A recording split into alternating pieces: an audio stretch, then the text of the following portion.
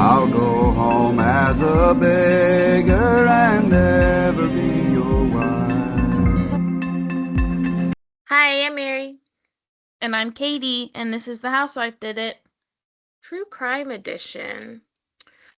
If you like our show, you can like, subscribe, follow, share, comment, engage in any way, shape, or form except negatively with us. And then we have a couple of discount codes for you. You can use the code Mary788 off of your jewelry order from Every Jewels. That's EVRY Jewels. You won't get it in time for Mother's Day because this will be posted after Mother's Day, but maybe for something else. And it's always on sale, and it's really great jewelry. You can also use the code HDI20 at Deutsch Foods for 20% off of your edible snacking cookie dough order.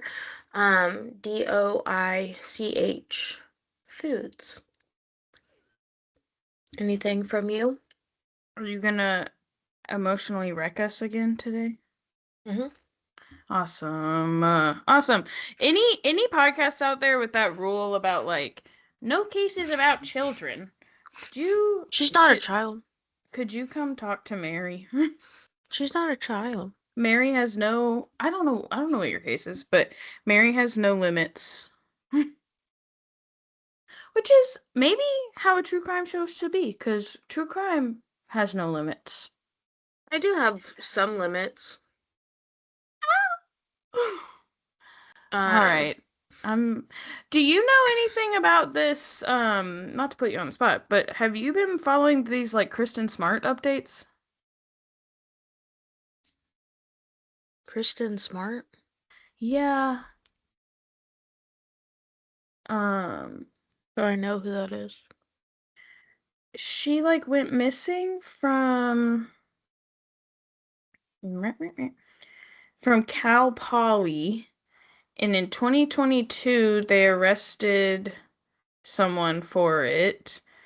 And then I think, like, this week they've, like, arrested that person's wife. They still just basically, she was murdered or kidnapped or whatever. We don't really know. They haven't found her body, but in 1996, and they're still like arresting people and trying, because they think this guy did it, but they want him to take them to her body so her family can do something. But anyway, I just didn't know if it was something you were following. Nor. Well, maybe there will be more updates next time. Yeah. I don't really have any real-time true crime. I always try to think about, like, if there's obvious real-time true crime. But I can't think of any, so. Yeah. We're gonna jump in. Let's do it. Right. So, you and I are about to go on a little journey together, and that journey takes us all the way back to California in 1947. I had to do it. I had to do it on tune with the Kendrick Lamar song.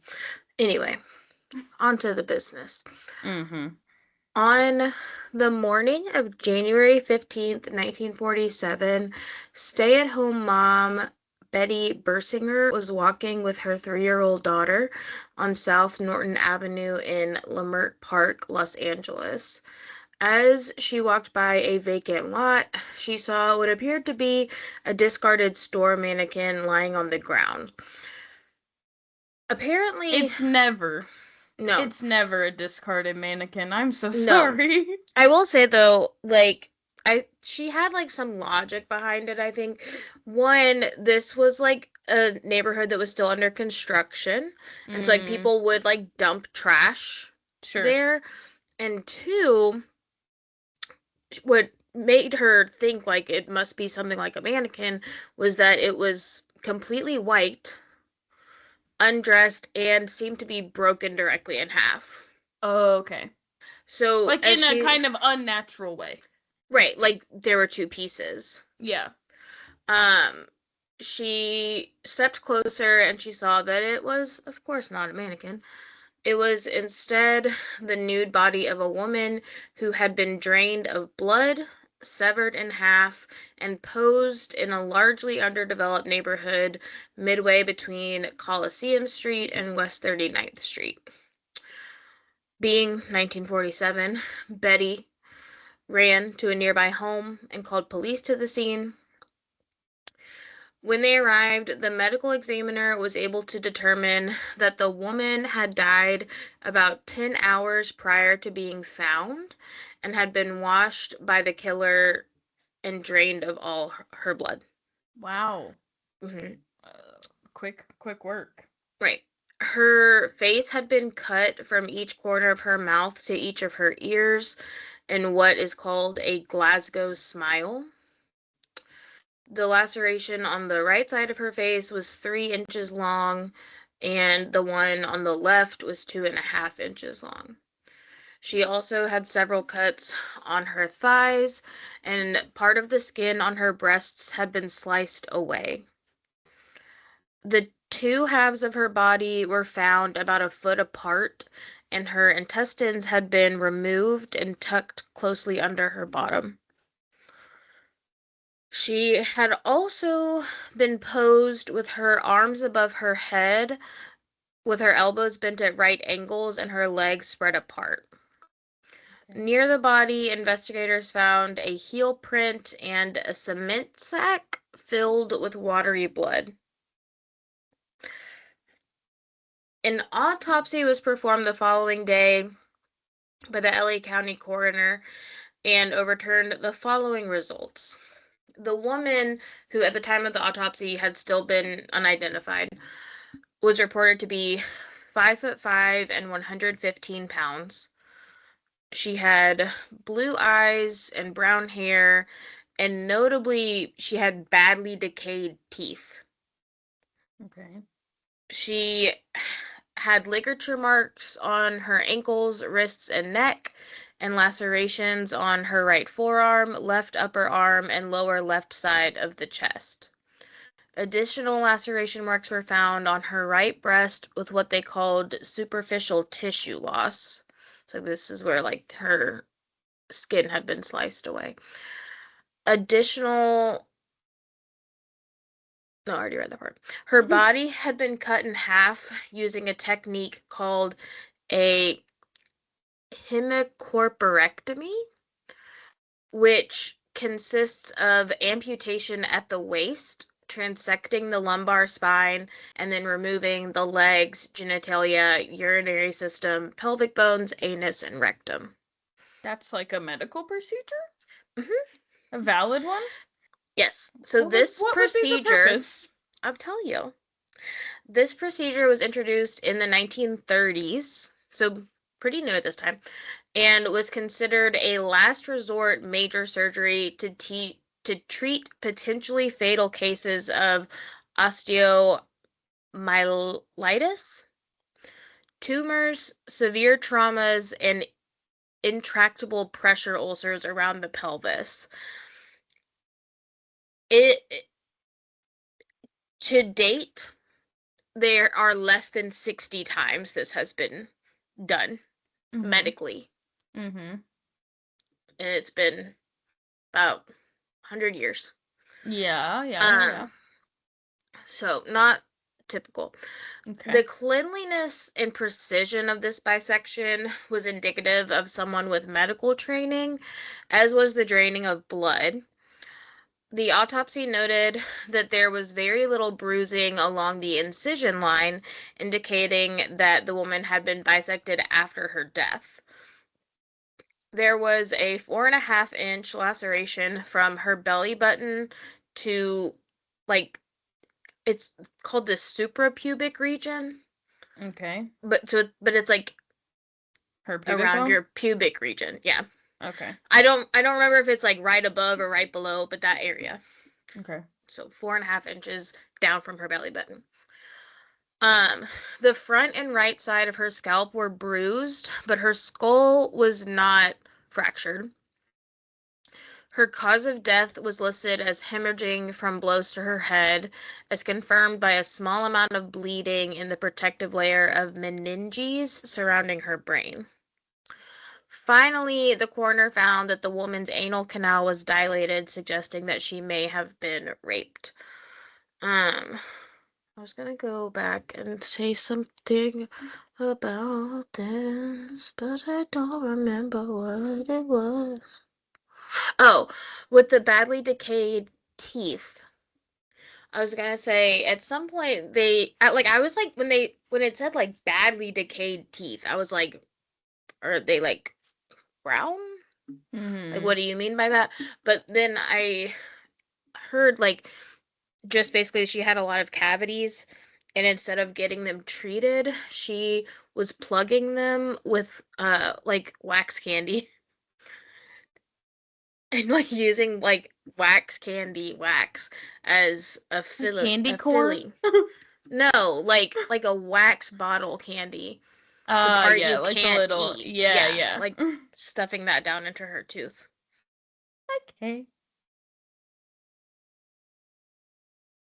So anyway, Cool. fingerprints from the victim were sent to the FBI crime lab and came back as a match to a woman who had been arrested in 1943 named Elizabeth Short. Elizabeth Short was born on July 29th, 1934 in Hyde Park in Boston. She was the third of 5 daughters: Virginia, Dorothea, Elizabeth, Elnora, and Muriel. Wow. Such 1920s names. Such witchy Boston names. These girls parents- had a coven. I know. Her parents were Cleo and Phoebe Short. A man named Cleo I love. Obsessed. Cleo had served as a Navy sailor and was originally from Gloucester Courthouse, Virginia, and Phoebe was from Millbridge, Maine. The two got married in Portland, Maine, and lived there briefly after Elizabeth was born, but then relocated to Medford, Massachusetts, and Boston before Elizabeth's youngest sister, Muriel, was born. For a living, Cleo Short built mini golf courses up until 1929. Not like, I love this because it's like, to be clear, he's not making mini golf courses. He's making mini golf courses. Mm-hmm. Yes. Like, got a lot of money, it sounds like. Yeah. In 1929, though, the stock market crashed and Cleo lost most of his savings. In 1930, his car was found abandoned on the Charlestown Bridge, and he was not found. It was believed he had jumped into the Charles River, and shortly after, Phoebe Short began working as a bookkeeper to support her girls. Elizabeth had been troubled by respiratory illnesses her whole life, experiencing both bronchitis and asthma attacks. When she was 15, she underwent lung surgery, and afterwards her doctor suggested that she move to a warmer climate to give her respiratory system a break. For the next 3 years, Elizabeth would spend her winters with family friends in Miami. Elizabeth dropped out of high school during her sophomore year. When she was 18, her mother received a letter in the mail from who she believed had been her dead husband. Mm-hmm. The letter informed her that She was he wrong. was not in fact dead. He was alive and very sorry for abandoning his family, and just wanted her to know he had started a new life in California.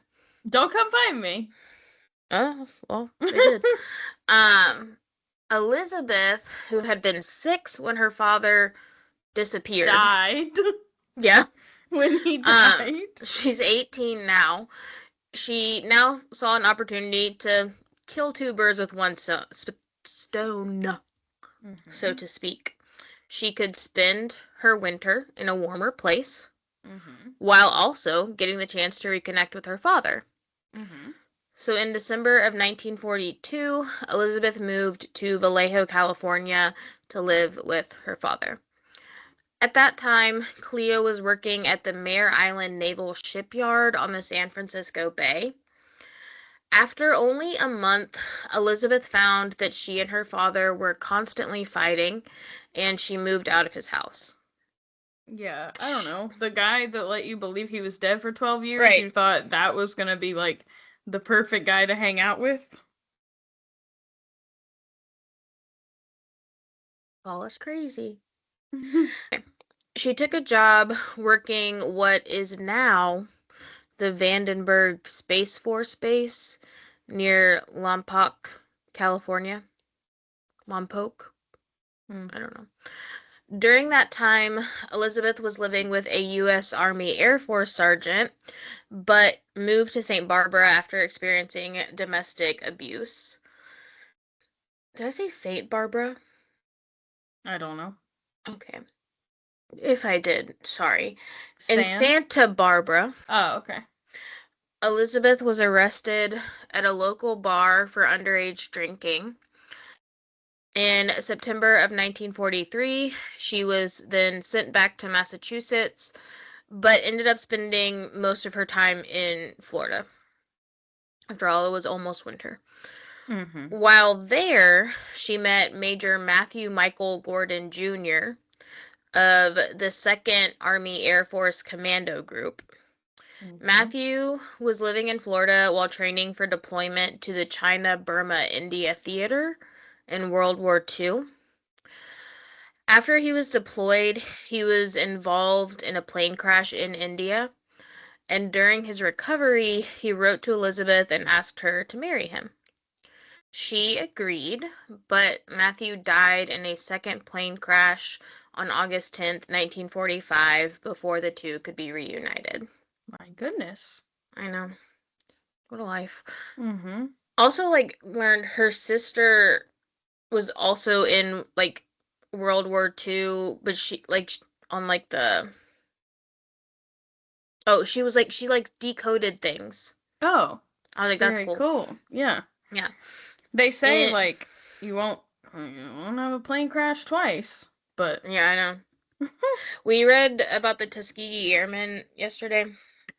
We get to the end of the book, and they were like, and America won the war. I was like, what do you mean? I was like, America won the war that wasn't theirs?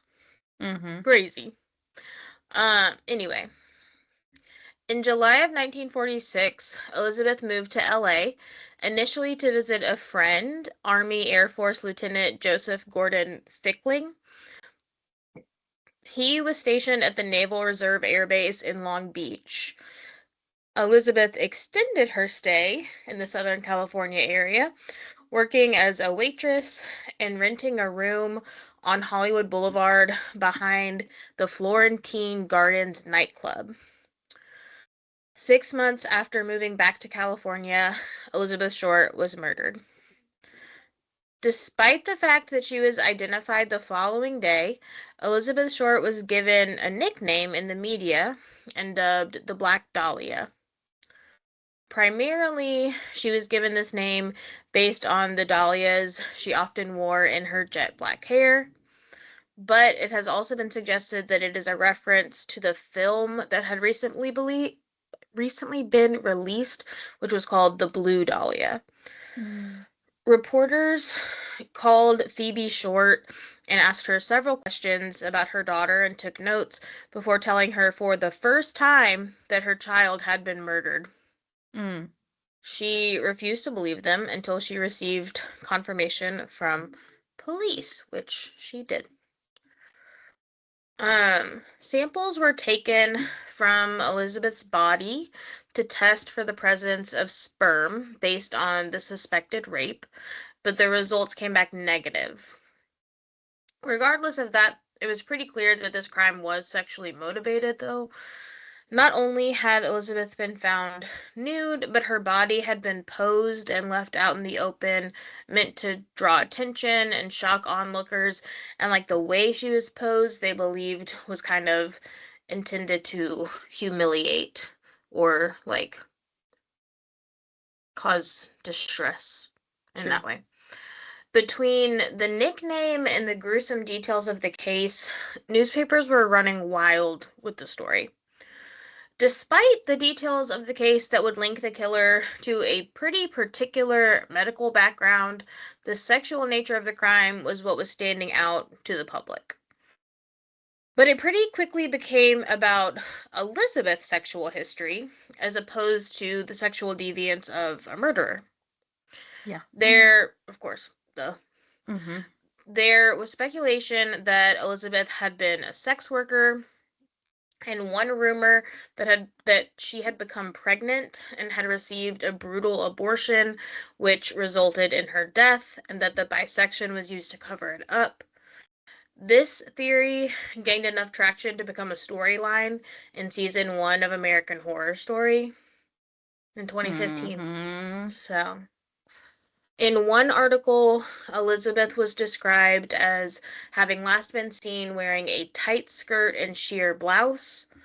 Another called her an adventuress who prowled Hollywood Boulevard. The narrative became that Elizabeth Short had relocated to bright, shiny Los Angeles to become an actress, and that in the meantime, she was enjoying the company of as many men as she could. Phoebe Short, her mom, said she never knew Elizabeth to have a serious boyfriend after Matthew's death, but her friends described her. I was like, these are some. Either these friends are like not good friends, or they're like, we don't give a fuck about what she's doing. Like, she can live her life. Her friend said she had a different boyfriend every night. The pop off. One specific friend, a stripper, told police that Elizabeth seemed to like getting guys worked up over her and then leaving them out to dry, which I Hell love. yeah. Mm-hmm.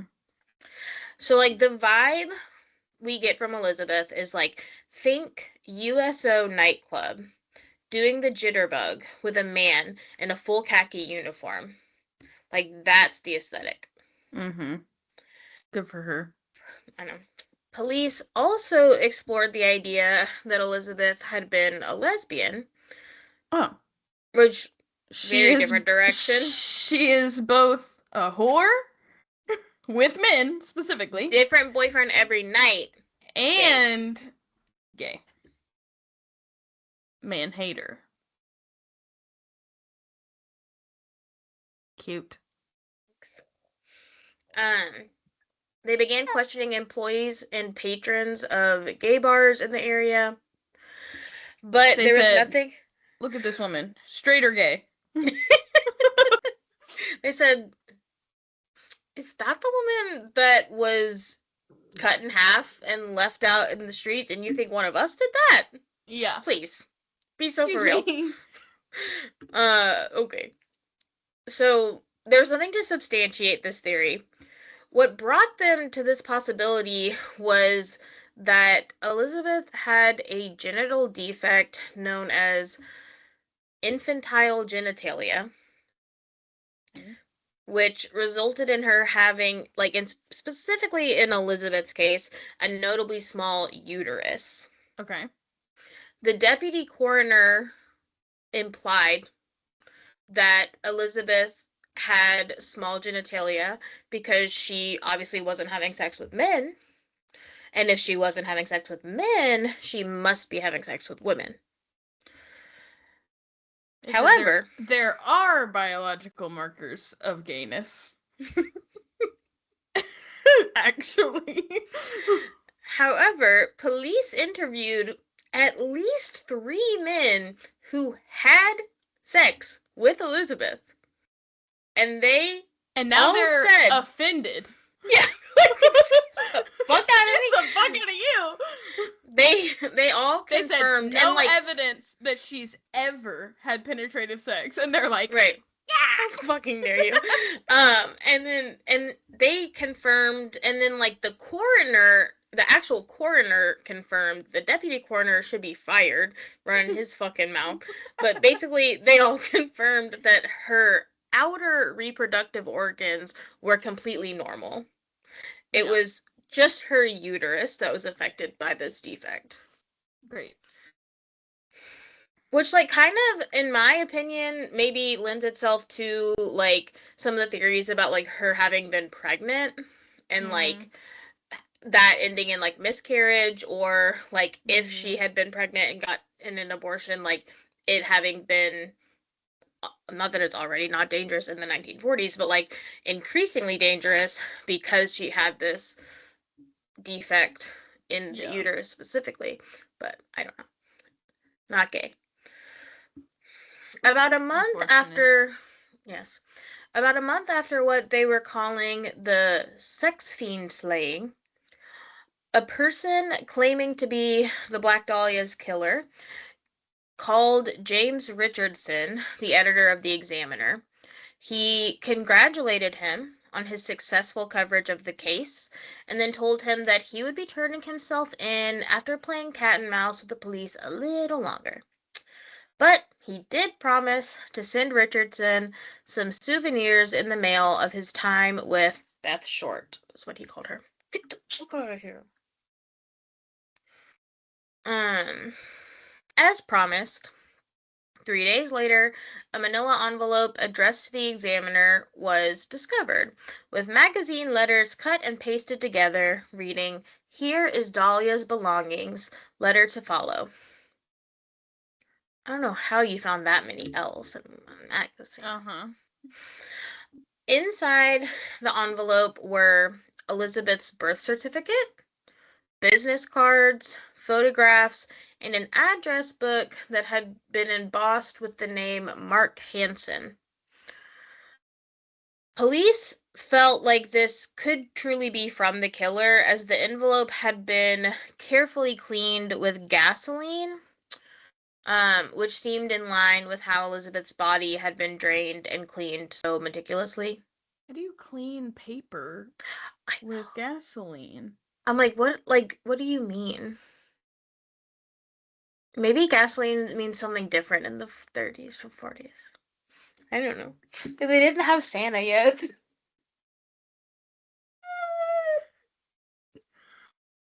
Ivy said, "What the fuck was that?" That sounded like a meow. The hell? Anyway. Police were still somehow able to lift several partial prints from the envelope, which they sent to the FBI for testing. But unfortunately, the prints were compromised in transit, and by the time they arrived at the FBI lab, they were not able to be analyzed. The same day that the letter had been received, a handbag and a black suede shoe were found on top of a garbage can in an alley only 2 miles from the crime scene. Investigators believed these items may have belonged to Elizabeth, as they had also been thoroughly cleaned with gasoline. After receiving the package, police were certainly interested in getting to know who Mark Hansen was. Hansen owned a local nightclub and theater. For the gays? Right. No, because he was, like, really rich, so couldn't have been for the gays. Yeah. Not in that time. Yeah.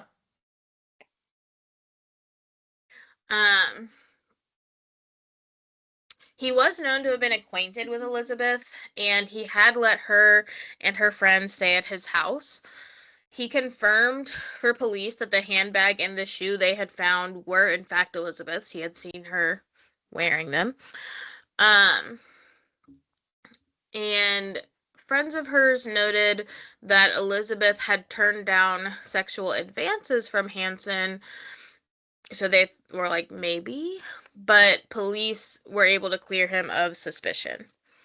Shortly after receiving the first letter, another one was sent to the Examiner, which read, "Here it is. Turning in Wednesday, January 29th, 10 a.m. Had my fun at police. Black Dahlia Avenger." This letter was accompanied by the location at which the killer intended to turn himself in. Police arrived at the location on January 29th at 10 a.m., but no one came. That afternoon, at 1 p.m., another letter arrived at the Examiner office, which this time was again written in magazine letters. The previous one was handwritten. This one's magazine letters again, and it said, "Have changed my mind. You would not give me a square deal. Dahlia killing was justified." Okay. A letter was also sent to the Herald Express, which read, "I will give up on Dahlia killing if I get 10 years. Don't try to find me." What? What does that mean? On March 14th, a caretaker on Venice Beach found a pile of men's clothing left at the ocean's edge. The pile included a matching coat and trousers set, a brown and white t-shirt, white jockey shorts, tan socks, and tan moccasins. Inside one of the moccasin shoes was a suicide note which read, quote, "To whom it may concern, I have waited for the police to capture me for the Black Dahlia killing, but have not. I am too much of a coward to turn myself in, so this is the best way out for me. I couldn't help myself for that or this. Sorry, Mary." End quote. The Sorry, caretaker... Mary. Yeah. It's okay. The caretaker notified the lifeguard captain of the note, who then notified police. But police were not able to find the owner of the clothing or the writer of the note. In addition to these two leads... He's in the ocean. Right. He killed himself. What are you talking about? Took off all his clothes and he killed himself. It's kind of obvious. We couldn't find him, just sitting on the beach. Also, the way it was written was, this, somebody came to the beach and, just dumped their old clothes they didn't want and then, walked away. And I was like, no, this was, an outfit. He took it off and got in the ocean. Stripped down, ran into the ocean. Come on now. It's her father, and he's doing that dying thing again. Worked the first time.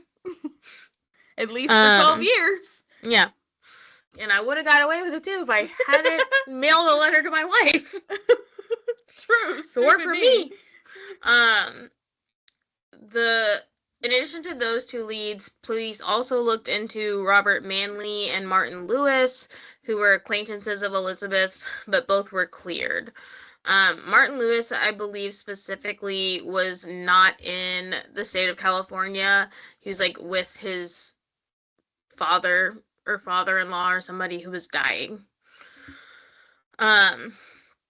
With more and more dead ends, LA City Councilman Lloyd G. Davis posted a $10,000 reward for information leading to the arrest of the killer.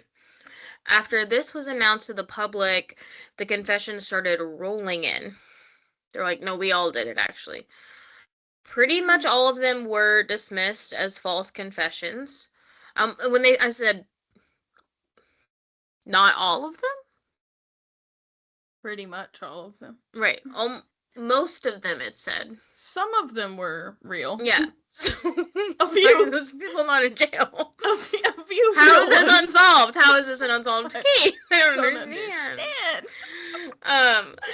The callers of the false confessions were charged with obstruction of justice. Yeah, cool. In February of 1947, someone finally pointed out that the precision of the cuts made to Elizabeth's torso and how advanced they were notable. We're like, why are we not talking about this? Mm-hmm. In covering this case, Elena on the Morbid Podcast pointed out how truly difficult it is to cut directly through a human body and to do so cleanly. So Yeah. Elena is an autopsy technician. Mm-hmm. So that's her job. Mm-hmm. And her perspective is that cutting through a human body is incredibly hard in and of itself, but that it takes extensive training and the right tools to do so as cleanly as this killer did, and without any impact on her internal organs. Yeah. Because they were still completely untouched. Yeah.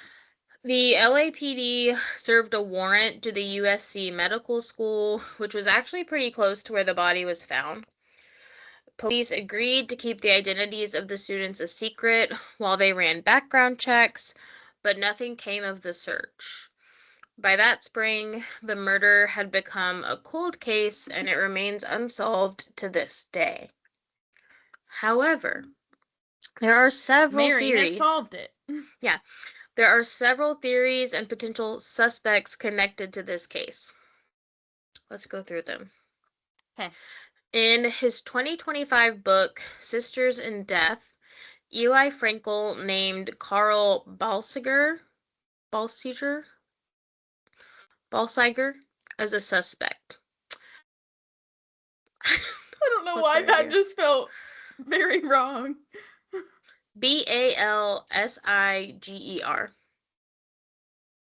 Beautiful. Right.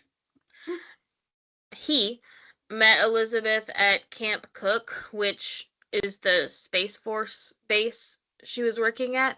She worked at in the commissary. He was questioned by police after they found his name in Mark Hansen's address book. But she just like swiped that from his house, right? I don't know. I don't know. He was questioned by police after they found his name in the book, but he denied having any sort of serious relationship with Elizabeth. However, Frankel points out in his book that Balsiger had also been a suspect in the 1941 murder of Layla Walsh near Kansas City, Missouri. The heck? LA police were aware of Layla's case and of some similarities it shared with Elizabeth's murder. They had attempted to obtain records from Kansas City, but they were never able to get a hold of them due to miscommunication and limited technology. Frankel firmly believes that if the LAPD had been able to get a hold of those records, they would have arrested Balsiger for Elizabeth Short's murder. In 1949, a former mortician named Leslie Dillon drew the LAPD's attention after he started sending them letters that blamed the crime on a friend who he called or named as Jeff Connors. Because Dillon had a background in embalming and anatomy, investigators actually ended up finding him unsettling. Some of Dillon's answers to police questions sounded either guilty or disturbing, which only added to their suspicion. A police psychiatrist named J. Paul DeRiver became especially fixated on Dillon. He believed that not only was Dillon responsible, but he also suspected that he suffered from multiple personality disorder and that Jeff Connors was one of his alternate identities. Were they ever able to find a Jeff Connors? No. Okay. The situation grew even messier when internal LAPD conflicts and corruption came to light amid the accusations. He was, what's his name? Dillon? Leslie? Yeah. Leslie Dillon was later arrested on unrelated charges in Kansas, but no concrete evidence ever tied him to Elizabeth Short's murder. Dr. George Hill Hodel Jr. first drew police attention in October of 1949 when his 14-year-old daughter Tamar accused him of molestation. 3 witnesses later said they had seen him having sex with Tamar. Oh.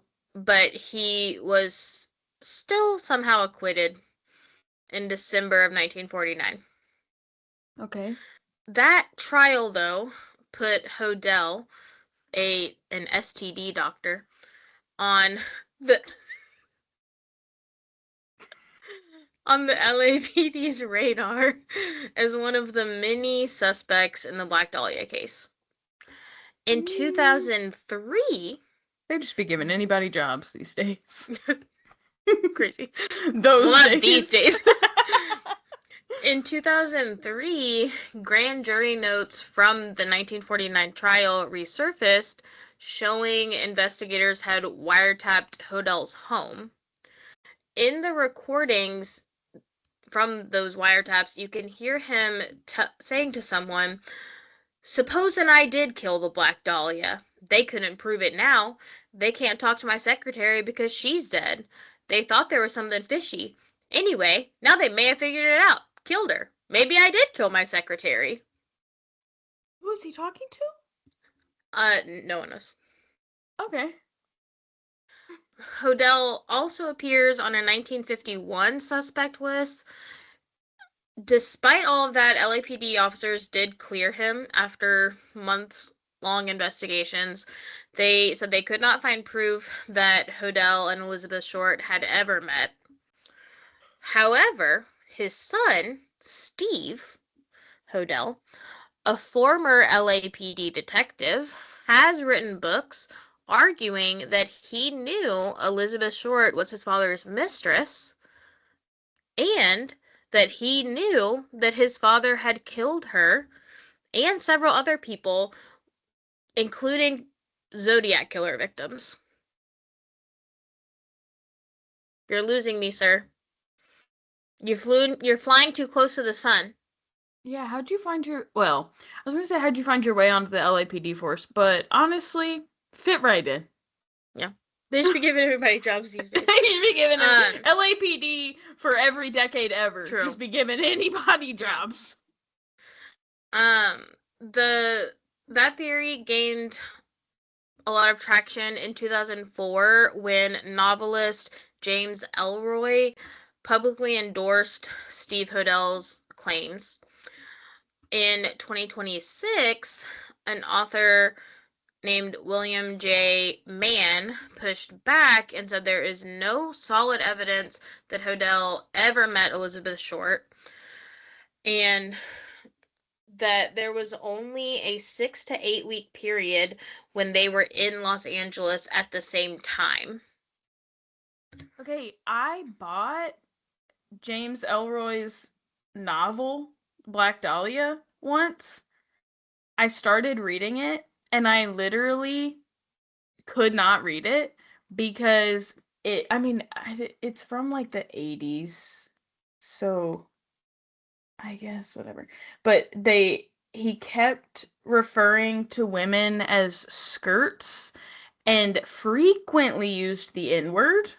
Oh. And so I got into like chapter 2 and I was like, we can't trust want to read this.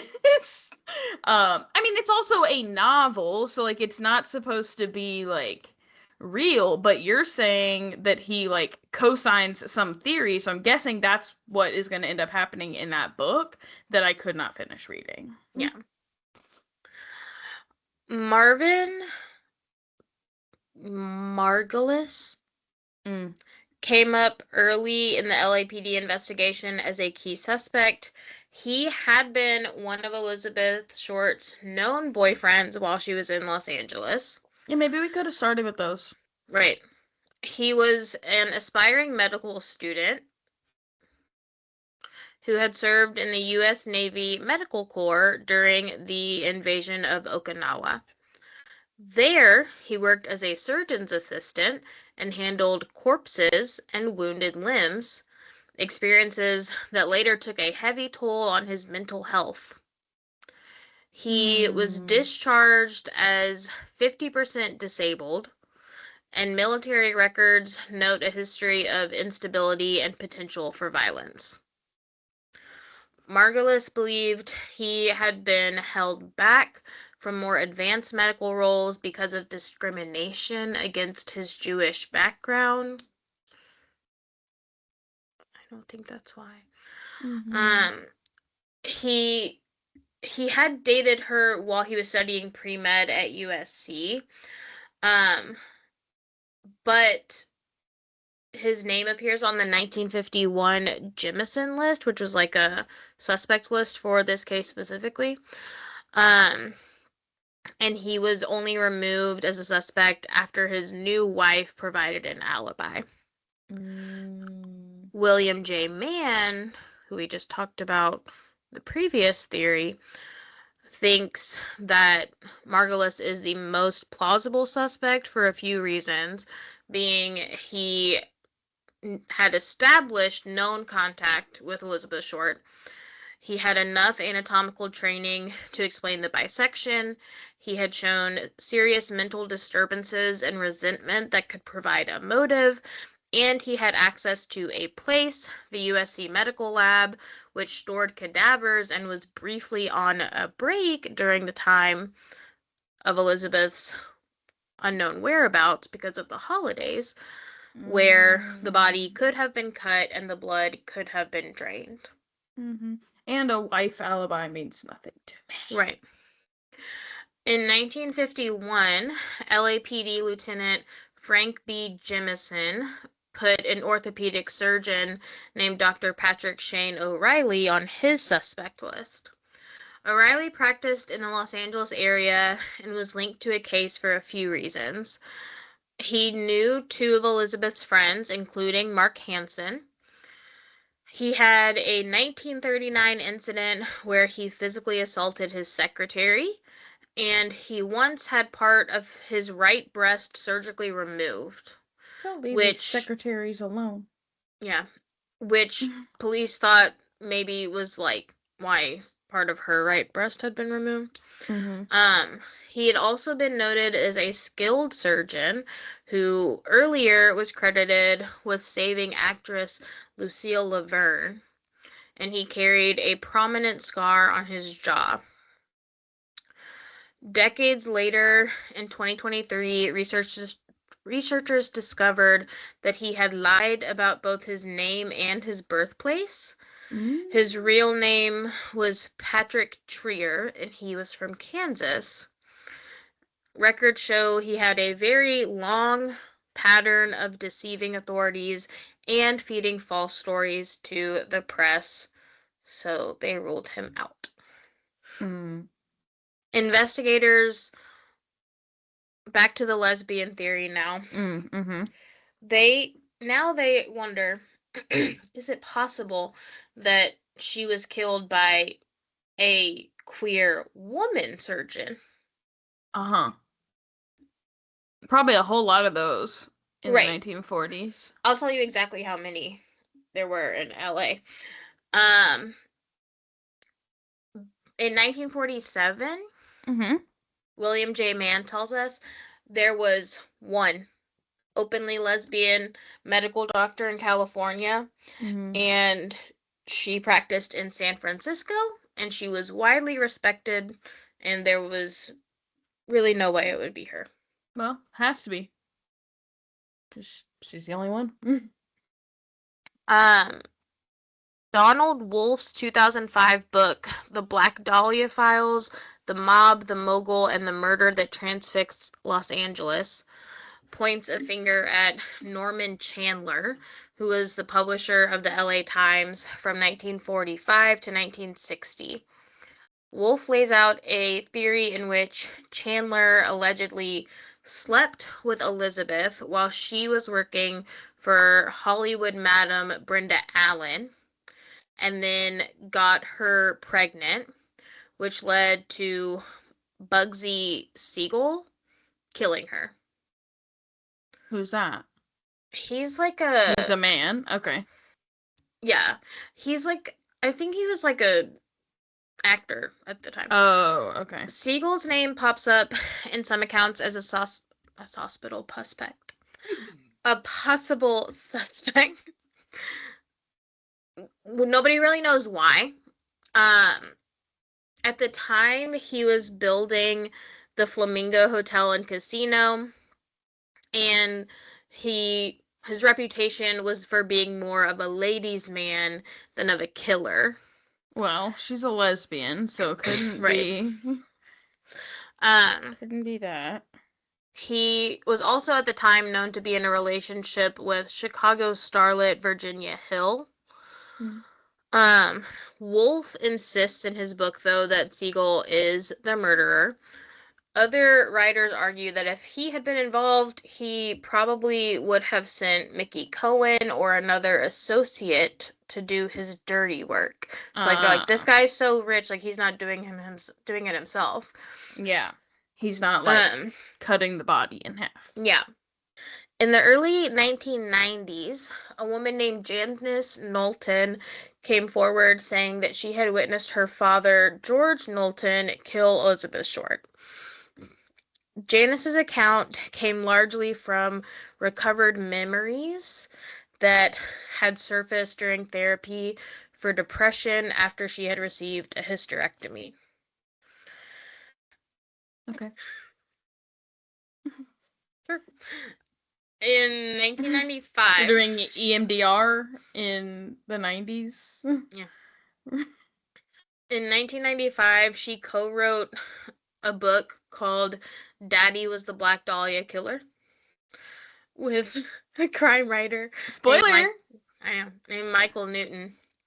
In the book, Janice, who had previously been a singer and ran a public relations business, alleged that her father was having an affair with Elizabeth and that she had been staying in a makeshift bedroom in the garage. Where she says Elizabeth, who had been pregnant, suffered a miscarriage. Janice then says that her father murdered Elizabeth in the garage after the miscarriage, bisected her in the sink, and then forced her, Janice, to accompany him to dispose of the body. She also alleged that Elizabeth was a sex worker and that a child trafficking ring was involved in this. Janice also said that a former member of the LA County Sheriff's Department told her that her father had been considered a suspect, and that the same source named the future LAPD chief and California politician Ed Davis and LA County District Attorney Byron Fitz as suspects too. But those claims are not supported by any of the public case documents. Okay. Detective John St. John, Hell yeah. also known as Jigsaw John, one of the investigators on the original case, said he had spoken with Janice Knowlton and did not believe her father was connected to the Black Dahlia murder. He said, quote, "We have a lot of people offering up their fathers and various relatives as the Black Dahlia killer." He also added that the things Janice was saying didn't really match the facts of the case, but Westminster, California police treated her allegations seriously enough to excavate the grounds around her childhood home to look for evidence, but they found nothing linking George Knowlton to any crimes. On March 5th, 2004, Janice Knowlton died of a prescription drug overdose that Orange County Coroner's Office ruled as a suicide. Jack Anderson Wilson, who also went by the name Arnold Smith, spent most of his life as a small-time criminal and a heavy drinker. Author John Gilmore interviewed him while researching for his book Severed, and after Wilson died, Gilmore publicly named him as a suspect, saying that he knew Elizabeth Short. Before his death, Gilmore had a different theory. After he died, he was like, actually, I thought it was this guy the whole time. But before that, he was like, no, it's not him.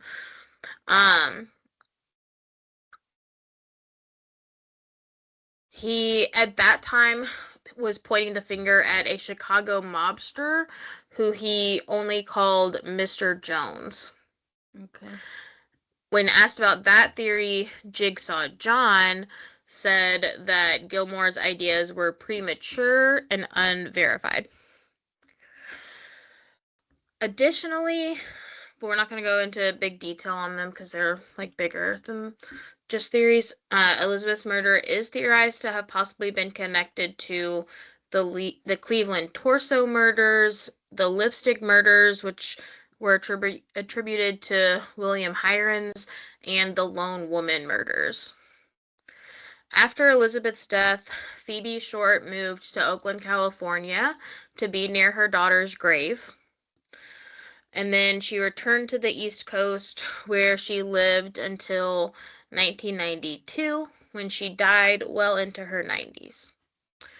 2 weeks after Elizabeth was killed, the California State Assembly introduced a bill calling for the formation of a sex offender registry, making California the first U.S. state to make it mandatory to register sex offenders. Nice. That's it. Wow. What do you think? I don't know what I think. The Morbid girls were like, very adamant about their, like, which one they believed, and I can't remember which one it was, but they were like, the whole time, they were like, oh, we'll get to the one that we believe, and we believe it. And like they're like 10 toes down on this theory, and I'm like, I just don't think I know enough about it to make a full guess. I also think I think that, when like, the cases are this old, it's like kind of impossible to like feel sure about anything. Yeah. And my other thing is, like, I guess I was under the impression that the reason she had a nickname was because she was unidentified. Mm-hmm. And so, like, I just really, I guess, up until, like, doing research on this, like, haven't gone into much detail on this case enough to, like, have a real theory yet. Yeah, I guess the one I like the most, for lack of a better phrase, is the guy that actually dated her and was like a med student and then had mental health issues. Yeah. I think that's the one that the Morbid girls were, but I was like, I definitely think it was a doctor of some sort. Yeah. But I mean, California's a big place, and there are lots of killers. Yeah, truly. So, yeah. It was Richard Ramirez. I know, I was like trying to do the math on like when like Jack Unterweger was there. It's like, who could it be? Yeah. Well, good luck. Jinx. Okay. Do you want to say bye? Bye.